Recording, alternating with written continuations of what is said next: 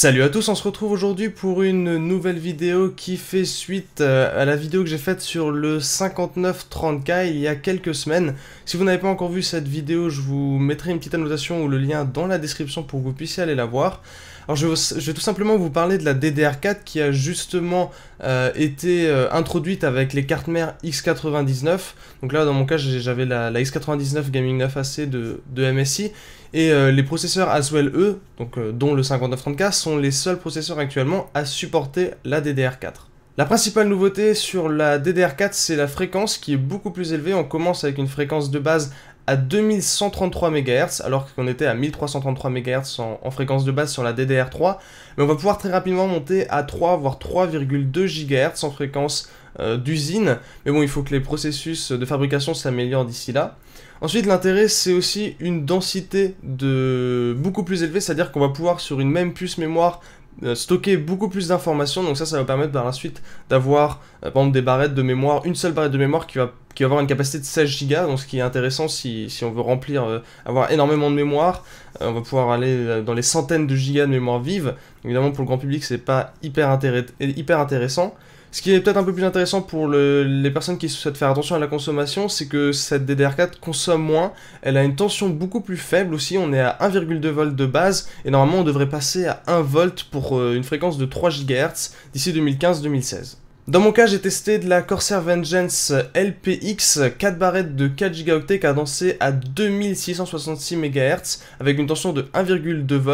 Vous pouvez voir qu'on est déjà sur de la mémoire qui dépasse la fréquence de base de la DDR4. Donc j'avais ces barrettes installées sur une carte mère MSI X99 Gaming 9AC que je vous avais aussi déjà présenté en vidéo, donc je vous rajouterai comme d'habitude une petite annotation. Alors j'ai commencé par faire en fait des tests de débit très classiques avec AIDA 64, donc qui permet de voir un peu les débits qu'on peut atteindre en lecture et en écriture. Évidemment les débits sont excellents au vu des fréquences de fonctionnement de cette mémoire, on est aux alentours des 45 gigabits seconde en lecture. À côté de ça, ma DDR3 cadencée à 1866 MHz et seulement à 25 gigabits par seconde, donc on a un gain, on a quasiment le double en termes de débit. Donc ça c'est déjà pas mal. Pour des gens qui vont avoir besoin d'un débit important sur la mémoire vive, il y aura peut-être un gain. Je pense surtout à ceux qui font du montage vidéo avec Adobe Premiere, After Effects ou des rendus 3D dans certains cas, ou des rendus vidéo ou des scènes 3D, vidéo 3D, etc. Là il y a un gain. Cependant pensez bien que pour les gamers, avoir un débit supérieur sur la mémoire n'a aucun intérêt. Donc déjà les gamers ne seront pas intéressés par la DDR4. Ensuite, l'autre petit souci qu'on a sur la DDR4 actuellement, ce sont les latences qui sont plus élevées.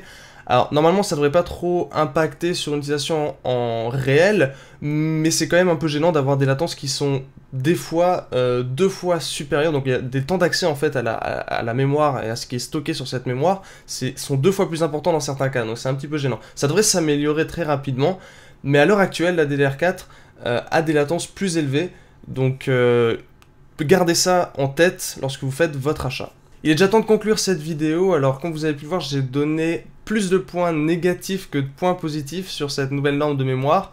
C'est vrai qu'à l'heure actuelle, à part la fréquence plus élevée et du coup des débits qui sont en forte hausse, on n'a pas réellement d'intérêt à passer sur la DDR4. Cependant il faut voir un tout petit peu plus loin, le côté future-proof entre guillemets est beaucoup plus intéressant avec la DDR4 puisqu'on a accès à des processeurs qui sont déjà plus haut de gamme, même à l'heure actuelle, et par la suite la DDR4 va quand même commencer, alors pas tout de suite en 2015, peut-être 2016, 2017, la DDR4 va quand même au bout d'un moment se répandre sur le marché, arriver sur les autres plateformes grand public.